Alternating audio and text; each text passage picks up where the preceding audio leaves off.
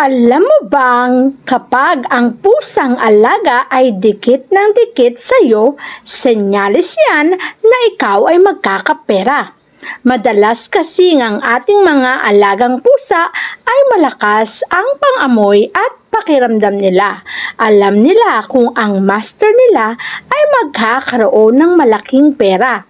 Kaya naman kung napapansin mong ang alagi mong pusa ay dikit ng dikit sa iyo at ayaw nang humiwalay, ay senyales na may darating o kakatok sa pintuan mo na magdadala o magbibigay ng malaking halaga.